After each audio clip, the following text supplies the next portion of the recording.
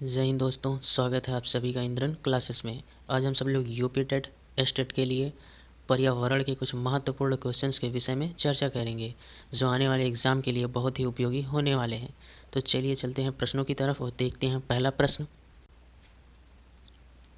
Tomorrow's biodiversity के पुस्तक के लेखक हैं। Option A doctor MS Swaminathan, option B doctor Sunil Agrawal, option C doctor Vandana Sharma, option D इनमें से कोई नहीं। तो कमेंट करिए दोस्तों, इस प्रश्न का राइट आंसर क्या होगा। टुमारोज बायोडाइवर्सिटी पुस्तक के लेखक हैं, कौन है? वंदना शर्मा है। इस पुस्तक के लेखक कौन है? Vandana Sharma. Option C is right answer. तो चलिए देखते हैं हम लोग अगला प्रश्न। पर्यावरण संरक्षण अधिनियम की स्थापना कब की गई? ऑप्शन ए 1978 ईस्वी में, ऑप्शन बी 1986 ईस्वी में, ऑप्शन सी 1980 ईस्वी में, ऑप्शन डी 1989 ईस्वी में। तो कमेंट करिए दोस्तों, इस प्रश्न का राइट आंसर क्या होगा। पर्यावरण संरक्षण अधिनियम की स्थापना कब की गई? 1984 ईस्वी में भोपाल गैस त्रासदी नामक दुर्घटना हुई थी, जिसकी वजह से इसको ध्यान में देते हुए 1986 ईस्वी में पर्यावरण संरक्षण अधिनियम लागू किया गया। तो इस क्वेश्चन का राइट आंसर हो जाएगा option B. B is right answer. कब हुआ था? 1986 ईस्वी में लागू हुआ था। तो चलिए देखते हैं हम लोग अगला प्रश्न। भारत में जैव विविधता की दृष्टि से घनी स्थान है। ऑप्शन ए पूर्वी घाट, ऑप्शन बी थार मरुस्थल, ऑप्शन सी पश्चिमी घाट, ऑप्शन डी बंगाल की खाड़ी। तो कमेंट करिए दोस्तों, इस प्रश्न का राइट आंसर क्या होगा। भारत में जैव विविधता की दृष्टि से सबसे घनी कौन सा है? सबसे घनी है हमारी ये पश्चिमी घाट है। तो इस क्वेश्चन का राइट आंसर हो जाएगा option C. C is right answer. तो चलिए देखते हैं हम लोग अगला प्रश्न। वह गैस जो रक्त में कार्बोक्सी हीमोग्लोबिन बनाती है जिससे दम घुटता है। ऑप्शन ए कौन सी गैस है? Option A nitrogen, option B carbon monoxide, option C carbon dioxide, option D CFC। तो कमेंट करिए दोस्तों, इस प्रश्न का राइट आंसर क्या होगा। कार्बन डाइऑक्साइड किसके लिए जिम्मेदार है? कार्बन डाइऑक्साइड ग्रीन हाउस प्रभाव के लिए। तो तथा CFC गैस किसके लिए है? CFC गैस ओजोन परत क्षरण के लिए है। ओजोन परत के क्षरण के लिए सबसे ज़्यादा जिम्मेदार कौन है? CFC है। और तथा ग्रीन हाउस इफेक्ट के लिए सबसे ज़्यादा जिम्मेदार कौन है? कार्बन डाइऑक्साइड है। तथा जो हमारे रक्त में घुलकर कार्बोक्सी हीमोग्लोबिन बनाती है वह कौन सी गैस है? कार्बन मोनोऑक्साइड है। कार्बन मोनोऑक्साइड है। इस क्वेश्चन का राइट आंसर हो गया option B. B is right answer. तो चलिए देखते हैं हम लोग अगला प्रश्न। निम्नलिखित में से कौन सा ईंधन न्यूनतम पर्यावरणीय प्रदूषण उत्पन्न करता है? Option A petrol, option B kerosene, option C कोयला, ऑप्शन डी हाइड्रोजन। तो कमेंट करिए दोस्तों, इस प्रश्न का राइट आंसर क्या होगा। निम्नलिखित में से कौन सा ईंधन न्यूनतम पर्यावरणीय प्रदूषण उत्पन्न करता है? कौन करता है? वह हाइड्रोजन करता है। तो इस क्वेश्चन का राइट आंसर हो गया option D. D is right answer. तो चलिए देखते हैं हम लोग अगला प्रश्न। मृदा प्रदूषण का सबसे महत्वपूर्ण कारक हो सकता है। Option A plastic, option B कांच, ऑप्शन सी अपमार्जक, ऑप्शन डी कार्बन। तो कमेंट करिए दोस्तों, इस प्रश्न का राइट आंसर क्या होगा। मृदा प्रदूषण के लिए सबसे महत्वपूर्ण कारक कौन सा है? जैसे प्लास्टिक होता है। प्लास्टिक क्या है? प्लास्टिक न गलने वाला अवशिष्ट है तथा मिट्टी में ये गलता नहीं है, इसलिए हमारे मृदा प्रदूषण के लिए सबसे महत्वपूर्ण कारक कौन सा हो सकता है? प्लास्टिक हो सकता है। Option A is right answer. तो चलिए देखते हैं हम लोग अगला प्रश्न। वायु दाब नापने वाला यंत्र किस नाम से जाना जाता है? Option A barometer, option B thermometer, option C seismograph, option D hygrometer. तो कमेंट करिए दोस्तों, इस प्रश्न का राइट आंसर क्या होगा। हाइग्रोमीटर किसके लिए है? यह आर्द्रता के लिए है। यह किसके लिए है? आर्द्रता के लिए।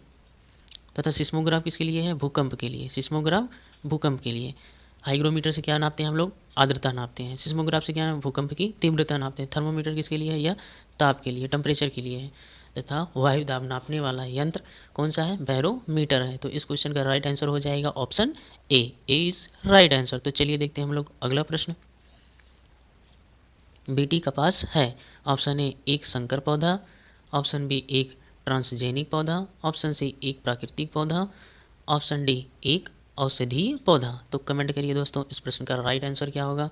बीटी कपास क्या है? बीटी कपास एक ट्रांसजेनिक पौधा है। तो इस क्वेश्चन का राइट आंसर हो जाएगा option B. B is right answer. तो चलिए देखते हैं हम लोग अगला प्रश्न। निम्न में से कौन सर्वाधिक उत्पादक पारिस्थितिकी तंत्र है? Option A tundra, option B savanna, option C उष्णकटिबंधीय वर्षा वन, ऑप्शन डी मरुस्थल। तो कमेंट करिए दोस्तों इस प्रश्न का राइट आंसर क्या होगा। यह हमारी पृथ्वी है, यह क्या है, विषुवत रेखा है। तो इसके ऊपर तथा नीचे यह जो क्षेत्र है इसको क्या कहते हैं, उष्णकटिबंधीय वर्षा वन कहते हैं। तो सर्वाधिक उत्पादक पारिस्थितिक तंत्र कौन सा होता है, या उष्णकटिबंधीय वर्षा वन होता है। तो इस क्वेश्चन का राइट आंसर हो जाएगा option C, C is right answer. तो चलिए देखते हैं हम लोग अगला प्रश्न। निम्नलिखित में से कौन सा रसायन आम पकाने में प्रयोग होता है। Option A calcium carbonate, option B calcium hydroxide, option C calcium chloride, option D calcium carbide. तो कमेंट करिए दोस्तों इस प्रश्न का राइट आंसर क्या होगा। कौन सा रसायन है जो आम पकाने के लिए प्रयोग किया जाता है, वह होता है कैल्शियम कार्बाइड। तो इस क्वेश्चन का राइट आंसर हो जाएगा option D, D is right answer. तो चलिए देखते हैं हम लोग अगला प्रश्न। कौन सी बीमारी दूषित जल पीने से फैलती है। Option A AIDS, option B anaemia, option C typhoid, option D tetanus. तो कमेंट करिए दोस्तों इस प्रश्न का राइट आंसर क्या होगा। दूषित जल पीने से कौन सा रोग होता है, वह टाइफाइड होता है। तो इस क्वेश्चन का राइट आंसर हो गया option C, C is right answer. तो चलिए देखते हैं हम लोग अगला प्रश्न। इनमें से कौन सा द्विबीजपत्री पौधा है। ऑप्शन ए बांस, ऑप्शन बी सरसों, ऑप्शन सी केला, ऑप्शन डी गन्ना। तो कमेंट करिए दोस्तों इस प्रश्न का राइट आंसर क्या होगा। बांस क्या है, बांस एक प्रकार का घास है। बांस क्या है, बांस एक प्रकार का घास है। गन्ना में क्या सबसे ज़्यादा शर्करा पाया जाता है, गन्ना में क्या होता है सबसे ज़्यादा शर्करा पाया जाता है। इसमें क्या, इस प्रश्न का राइट आंसर हो जाएगा option B, B is right answer. क्या हो गया, सरसों। द्विबीजपत्री पौधा कौन सा है, सरसों है। तो option B is right answer. तो चलिए देखते हैं हम लोग अगला प्रश्न। पौधों में जल का अधिग्रहण किसके द्वारा होता है। ऑप्शन ए फ्लोएम के द्वारा, ऑप्शन बी कैम्बियम के द्वारा, ऑप्शन सी जाइलम के द्वारा, ऑप्शन डी पैलिसेड के द्वारा। तो कमेंट करिए दोस्तों इस प्रश्न का राइट आंसर क्या होगा। पौधे में जल का अधिग्रहण किसके द्वारा होता है, यह होता है जाइलम के द्वारा होता है। तो इस क्वेश्चन का राइट आंसर हो जाएगा option C, C is right answer. तो चलिए देखते हैं हम लोग अगला प्रश्न। कौन सा प्रथम साहित्यिक स्रोत है। Option A Rigveda, option B Samaveda, option C Yajurveda, option D Atharvaveda. तो कमेंट करिए दोस्तों इस प्रश्न का राइट आंसर क्या होगा। हमारा प्रथम साहित्यिक स्रोत कौन सा है, वह है ऋग्वेद है। तो इस क्वेश्चन का राइट आंसर हो जाएगा option A is right answer. तथा जो हमारा ये यजुर्वेद है, ये किस में लिखा गया, ये गद्य और पद दोनों में लिखा गया है, गद्य और पद दोनों में लिखा गया है। तथा हमारे जो त्रिवेद होते हैं वो कौन कौन से होते हैं, ऋग्वेद होते हैं, सामवेद, यजुर्वेद होते हैं, उसमें अथर्ववेद नहीं आता है। तो इस क्वेश्चन का जो राइट आंसर हो जाएगा option A is right answer हो जाएगा। हमारा प्रथम साहित्यिक स्रोत कौन है, ऋग्वेद है। तो चलिए देखते हैं हम लोग अगला प्रश्न। वायुमंडल में 99% भाग पर किन दो गैसों का विस्तार है। ऑप्शन ए ओजोन एवं ऑक्सीजन, ऑप्शन बी कार्बन एवं नाइट्रोजन, ऑप्शन सी ऑक्सीजन एवं नाइट्रोजन, ऑप्शन डी आर्गन एवं ओजोन। तो कमेंट करिए दोस्तों इस प्रश्न का राइट आंसर क्या होगा। हमारे वायुमंडल में सबसे ज़्यादा कौन पाई जाती है, नाइट्रोजन 78%। नाइट्रोजन कितना है 78%, फिर ऑक्सीजन कितना है 21%, फिर उसके बाद क्या होते हैं, सब अन्य गैसें आती हैं। तो अधिकतम मात्रा में कौन सी गैसें हैं, अधिकतम मात्रा में नाइट्रोजन और ऑक्सीजन, इन दोनों को मिला देंगे कितना हो जाएगा 99%। तो इस प्रश्न का राइट आंसर क्या हो जाएगा, नाइट्रोजन और ऑक्सीजन। तो हमारे वायुमंडल में 99% भाग पर कौन दो गैसें हैं, ऑक्सीजन और नाइट्रोजन है। तो इस क्वेश्चन का राइट आंसर हो जाएगा option C, C is right answer. तो चलिए देखते हैं हम लोग अगला प्रश्न। कार्यकीय रूप से शुष्क मिट्टी की क्या विशेषता है। ऑप्शन ए मिट्टी में लवण सांद्रता अधिक होगी, ऑप्शन बी उनमें अधिक जल होगा, ऑप्शन सी पौधों को प्रकाश पर्याप्त नहीं मिलता, ऑप्शन डी मिट्टी कठोर होती है। तो कमेंट करिए दोस्तों इस प्रश्न का राइट आंसर क्या होगा। कार्यकीय रूप से शुष्क मिट्टी की क्या विशेषता होती है, तो उसमें क्या होता है, मिट्टी में लवण सांद्रता अधिक होती है। तो इस प्रश्न का राइट आंसर हो जाएगा option A is right answer. कार्यकीय रूप से शुष्क मिट्टी की क्या विशेषता है कि मिट्टी में लवण सांद्रता अधिक होगी। तो इस क्वेश्चन का right answer option A is right answer. तो चलिए देखते हैं हम लोग अगला प्रश्न। निम्नलिखित में से कौन स्वस्थ अस्थियों के लिए आवश्यक है। ऑप्शन ए पोटेशियम एवं vitamin K, option B calcium एवं vitamin D, option C calcium एवं vitamin E, option D calcium एवं विटामिन सी। तो कमेंट करिए दोस्तों इस प्रश्न का राइट आंसर क्या होगा। विटामिन के किसके लिए होती है, यह रक्त का थक्का जमने में मदद करता है। तथा हमारे अस्थियों को मजबूत बनाने के लिए, यानी हमारी अस्थियों को स्वस्थ रखने के लिए सबसे ज़्यादा किसकी, विटामिन डी की आवश्यकता होती है। तो इस प्रश्न का राइट आंसर क्या हो जाएगा, कैल्शियम एवं vitamin D. Option B is right answer. इस क्वेश्चन का राइट आंसर क्या हो जाएगा, ऑप्शन बी। तो चलिए देखते हैं हम लोग अगला प्रश्न। भारत में हिमालय की सबसे ऊंची चोटी का नाम क्या है।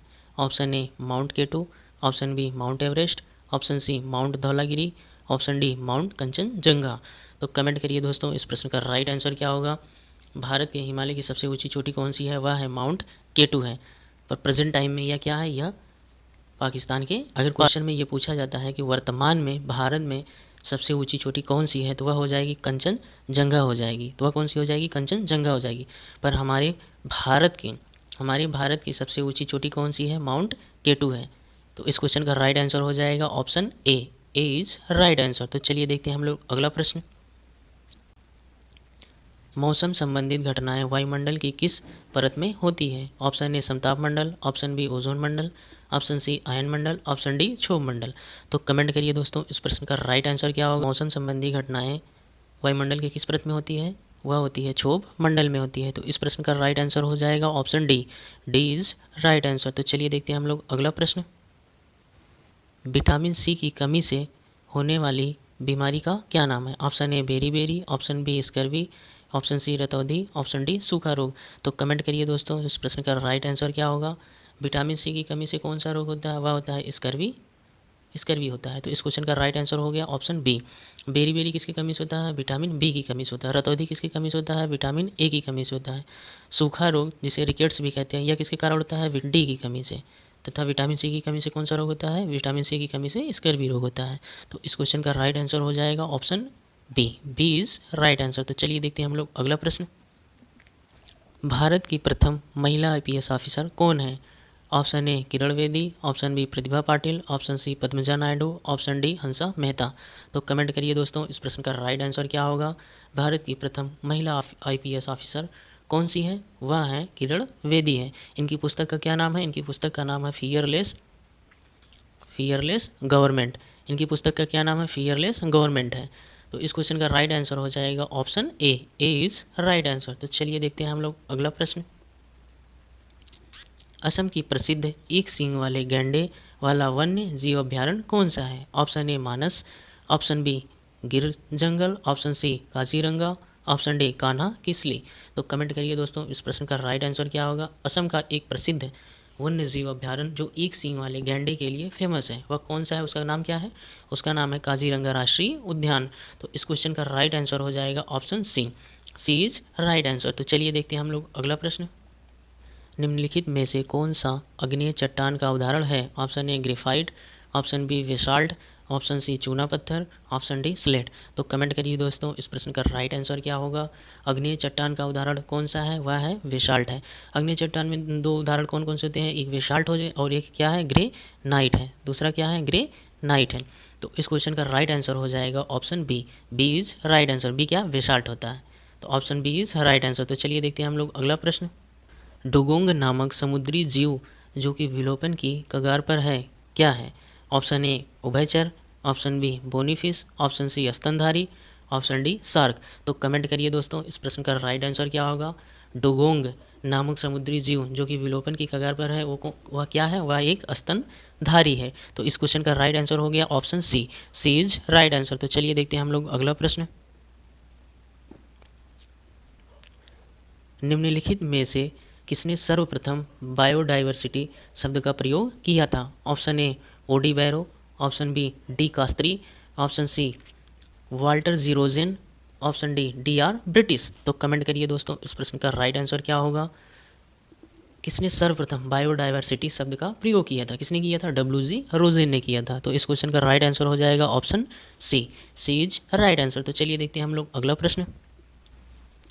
जैव विविधता के ह्रास का मुख्य कारण है। ऑप्शन ए प्राकृतिक आवासीय विनाश, ऑप्शन बी आवासीय प्रदूषण, ऑप्शन सी अत्यधिक दोहन, ऑप्शन डी विदेशी प्रजातियों का समावेश। तो कमेंट करिए दोस्तों, इस प्रश्न का राइट आंसर क्या होगा। जैव विविधता के ह्रास का मुख्य कारण क्या है, प्राकृतिक आवासीय विनाश। तो इस क्वेश्चन का right answer option A is right answer. तो चलिए देखते हैं हम लोग अगला प्रश्न। निम्नलिखित में से कौन सा कारक समुद्र में जल विस्तार के लिए उत्तरदायी है? Option A nitrogen dioxide, option B carbon monoxide, option C carbon dioxide, option D sulphur dioxide. तो कमेंट करिए दोस्तों, इस प्रश्न का राइट आंसर क्या होगा?